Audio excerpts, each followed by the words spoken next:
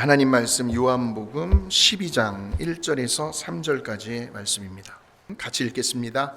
유월절 엿새 전에 예수께서 베다니에 이르시니 이곳은 예수님께서 죽은 자 가운데서 살리신 나사로가 있는 곳이라. 거기서 예수를 위하여 잔치할세 마르다는 이르라고 나사로는 예수와 함께 앉은 자 중에 있더라. 마리아는 지극히 비싼 향유 곧 순전한 나드 한 근을 가져다가 예수의 발에 붓고 자기 머리털로 그의 발을 닦으니 향유 냄새가 집에 가득하더라. 아멘. 아멘. 아마도 우리 성도님들 각자 나름대로 하나님을 만났던, 또 하나님의 도우심을 경험했던 그런 은혜스러운 간증거리들이 다 하나씩 있을 거라고 생각을 하는데요. 오늘 말씀의 제목입니다. 자, 그러한 간증들 중에서도 과연 최고의 간증이 무엇일까 하는 제목으로 하나님 말씀을 나누려고 합니다. 자, 오늘 우리가 읽었던 그 본문에 보시면 지금 우리 예수님께서 베다니라는 마을, 그 동네에 들어가십니다. 베다니. 우리가 성경에서 어떤 지명이라든지 어떤 인물의 이름의 뜻을 알면 그 현장에서 어떤 일이 일어났을까 대충 짐작을 하거든요. 이 베단이라는 뜻은 슬픔의 집, 고통의 집이라는 뜻을 가지고 있습니다. 그러니까 뭔가 모르긴 몰라도 지금 이 베단이라는 마을에 어떤 안타까운, 어떤 슬픈 사연들이 있었다는 거예요. 어떤 슬픔과 아픔과 고통의 일이 일어났다는 겁니다. 자, 그런데 그 마을에 누가 살고 있었느냐면 삼남매, 아주 그 중에 대표적인 삼남매가 살고 있었어요. 한번 기억해 보실까요? 누구예요? 그렇죠. 예. 마리아와 마르다와 나사로, 이 삼남매가 살고 있었어요. 자, 확인해 보실까요? 11장 1절입니다. 시작. 어떤 병자가 있으니 이는 마리아와 그 자매 마르다의 마을 베다니에 사는 나사로라 그랬어요. 지금 이 마리아 그리고 그의 자매 마르다와 그리고 그 오빠인 나사로가 함께 살고 있는 그 가정에서 지금 우리 예수님을 집으로 초대한 겁니다. 그리고 잔치를 벌인 거예요. 다 이유가 있겠죠. 그런데 다른 사람도 아니고 우리 예수님이에요. 저 세 남매에게 있어서는 정말 지난날 그 예수님께로부터 아주 특별한 일을 경험을 했어요. 네. 엄청난 일을 우리 예수님께서 그 가정에 베풀어 주셨거든요. 그 일들이 너무나 고맙고 감사한 거예요. 아마도 우리 예수님 때문에 우리 성도님들의 그 가정에도 지난날 정말 잊지 못할 어떤 그런 고맙고 감사한 감격한 일들이 다 하나씩은 있으리라 저는 생각을 합니다. 맞습니까? 예수님 때문에 너무나 고맙고 감사한 일들이 다 여러분들에게 있단 말이에요. 자, 우리 이 삼남매에게 무슨 일이 있었느냐 하니까, 자, 오늘 본문의 말씀 12장 1절을 한번 보여주실까요? 1절 시작. 유월절 엿새 전에 이곳은 예수께서 죽은 자 가운데서 살리신 나사로가 있는 곳이라 그런 거예요. 이 베다니 마을에 특별히 저 삼남매의 가정 가운데 누가 죽었다고요? 나사로가 죽게 되는 그런 안타까운 사연과 슬픔과 고통이 있었습니다. 근데 우리 예수님께서 완전히 죽었거든요. 그 죽어있던 나사로를 살려주신 거예요. 이 성경 속에 나오는 스토리일까요? 아니면 오늘 우리들의 삶의 현장 속에서 지금도 하나님의 말씀은 살아 역사하시는 동일하신 그 하나님의 능력과 기적이 우리의 생활 가운데 나타난다라고 믿으십니까? 예. 아이고, 죽은 자도 살려주셨어요. 예. 그러니 이제 이 나사로의 입장에서는요, 자기의 그 남은 생애를 어떻게 생각할까요? 나는 이제부터 덤으로 사는 인생이다. 벌써 죽었어야 했는데. 근데 우리 예수님께서 나를 불쌍히 여기사 나를 이렇게 살려주셨으니 그 은혜를 어찌 말로 다 표현할 수 있겠으며 어떻게 그날 그 일을 잊을 수 있을까?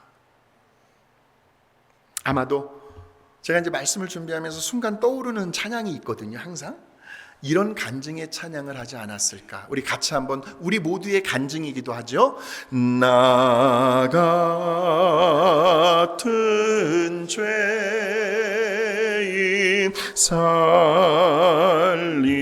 살리신 주의 놀라워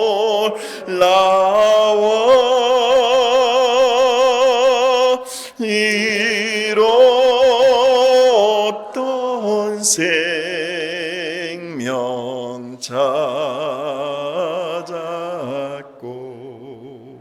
광명으로 얻었네. 이것이 나의 간증이요 이것이 나의 찬송일세. 나 사는 동안 끊임없이 구주를 찬송하리로다.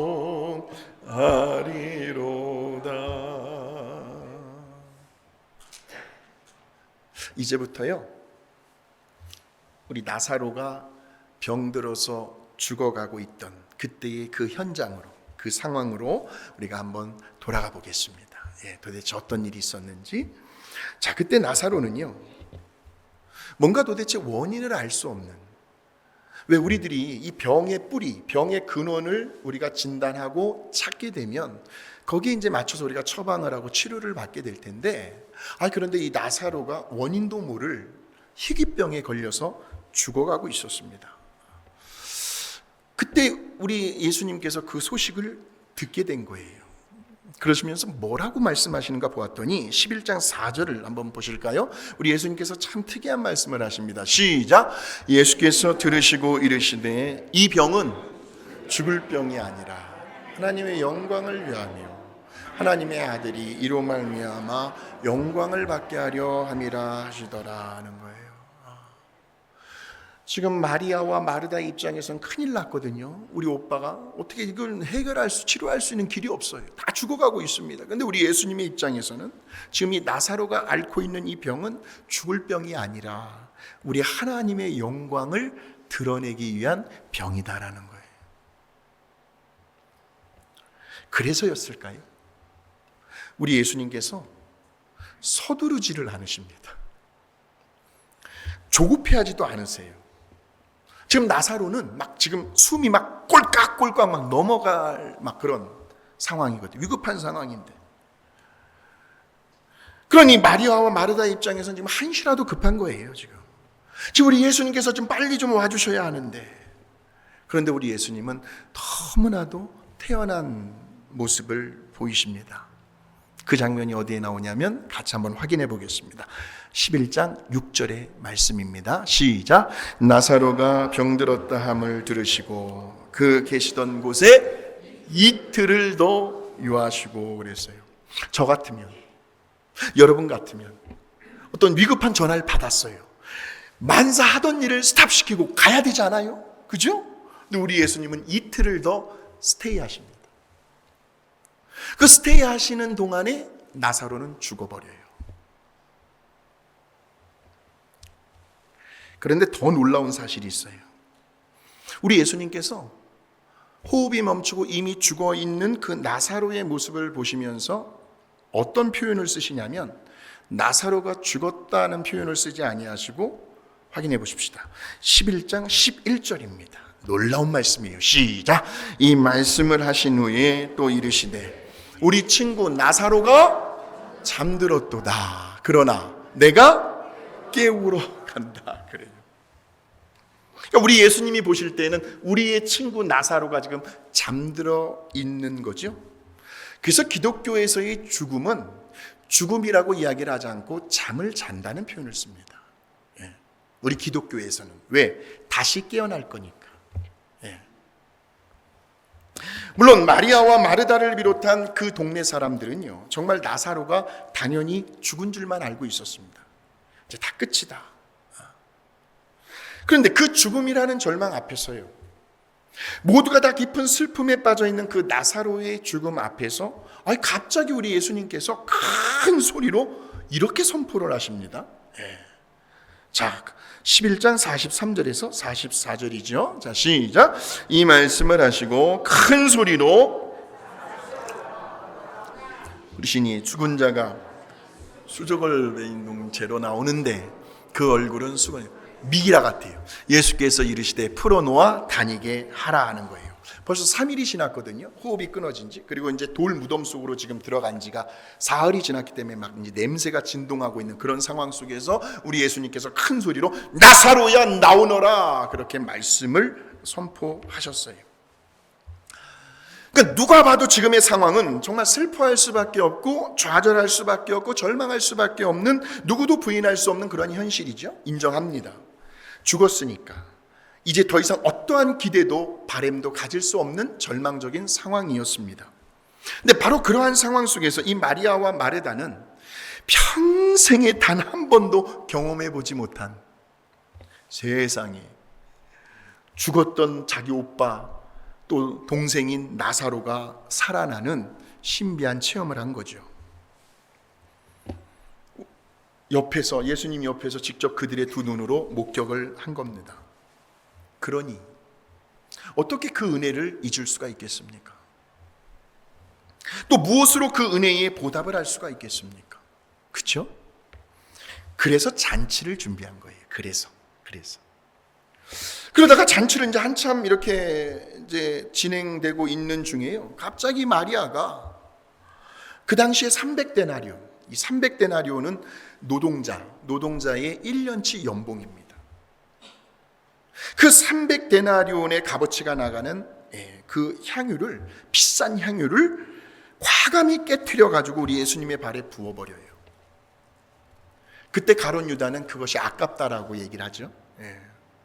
차라리 이것을 팔아서 가난한 자들에게, 명분은 좋아요, 가난한 자들에게 나누어 주었으면 더 많은 사람들에게 좋은 일을 할 수 있었을 텐데 가룟 유다가 그런 말을 합니다.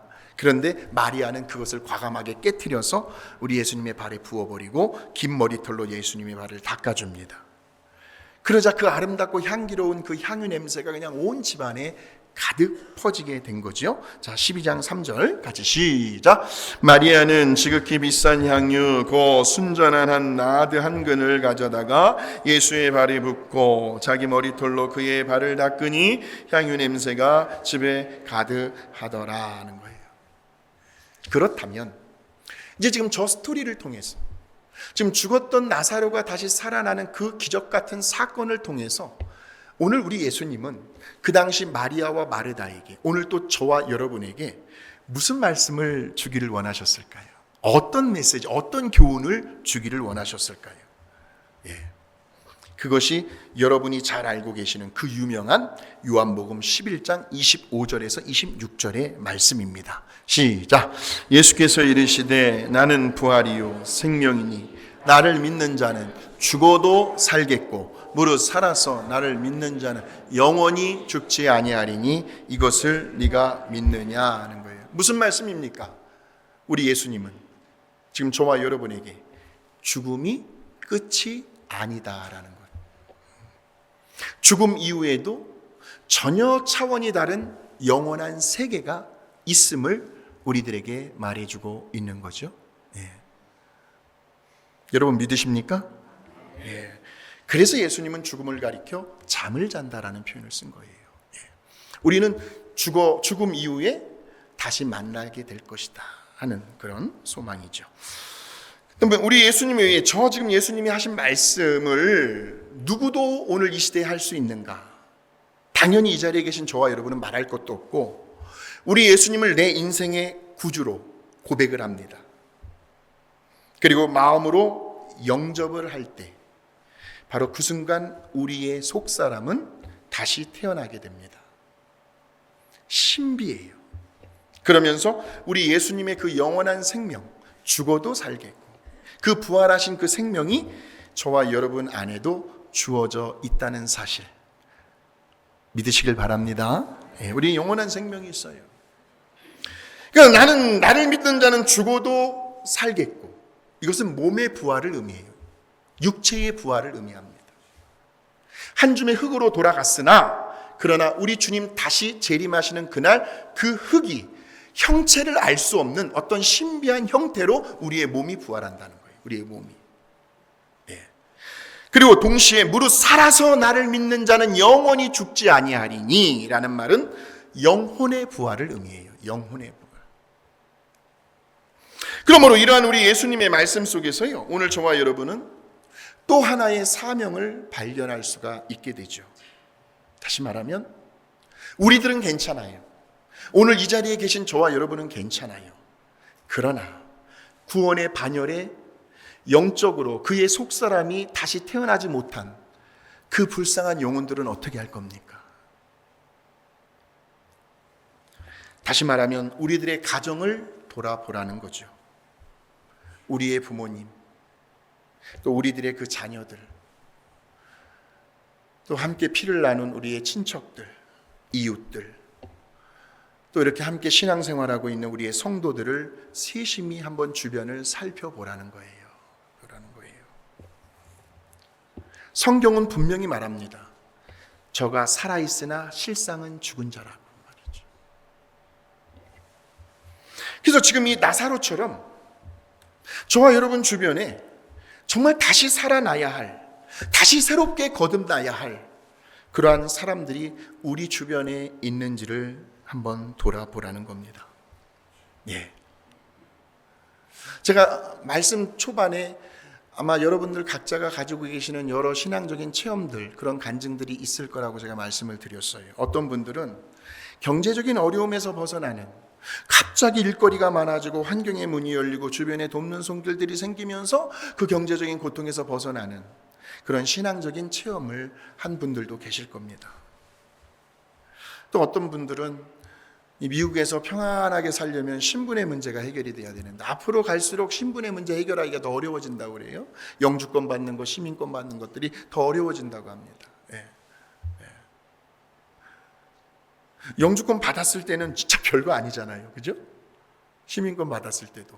근데 그것을 받기까지 얼마나 마음을 졸이며 노심초사하며, 어떤 분들은 미국에 오신 지 10년 이상이 됐어도요, 일만 하시느라고 이 가까운 라스베가스도 못 가보셨다는 분들도 많이 계셔요. 갈 수가 없죠. 일을 해야 되니까. 거기에서 자유로워지는 그런 신앙 체험을 하신 분들도 있고, 또 자녀들이 가는 그 앞날이 형통해요. 좋은 믿음의 신실한 배우자를 또 만나고, 또 적성에 맞는 그런 직장도 잡도 구해지고, 또 화목하고 행복한 가정을 이루는 경험을 또 할 때도 있습니다. 뿐만 아니라 종합병원이에요. 몸이 오랜 지병을 그냥 안고 가는 거예요. 그러다가 어느 날 갑자기 말씀 중에, 치유의 말씀을 듣는 중에 갑자기 그 치유의 능력이 내 몸 가운데 신비스럽게 와닿는 느낌을 받을 때가 있어요. 그래서 말씀을 듣는 중에 치유받았다라는 성도님들의 간증을 간혹 듣습니다. 그러한 경험을 할 때도 있고요. 다들 너무나도 귀한 간증들이고 아름다운 신앙의 체험들이죠. 그런데 무엇보다도 오늘 말씀을 통해서 저와 여러분이 깨닫게 되는 최고의 간증은 무엇일까? 최고의 간증. 그것은 바로 죽었던 나사로가 다시 살아나는 일입니다. 그 사건인데, 그 사건을 오늘날로 우리가 적용해 본다면 이거는 영적으로 해석을 할 수밖에 없어요. 영적으로.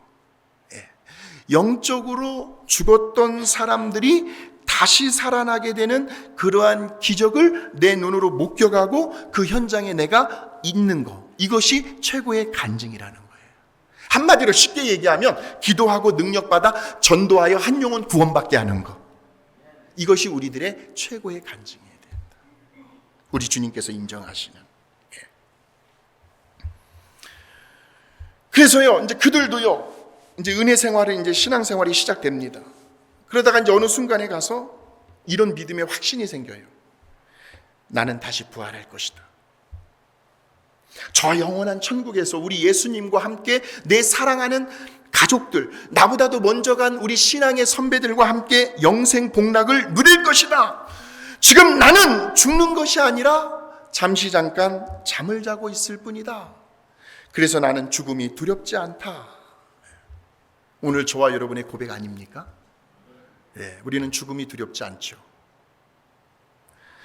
그러니까 이러한 부활 신앙을 가지고 오늘도 담대하게 믿음으로 고백할 수 있는 사람들이 우리 교회에서 또 우리 주변에 저와 여러분의 기도와 전도로 인하여 우리 주변에서 한 사람이라도 생겨나고 있다고 한다면 이것이 정말 우리들이 예수를 믿는 가장 큰 보람이고 기쁨이고 또 하늘의 상급으로 쌓여지는 가장 큰 축복이 되지 않겠습니까, 여러분?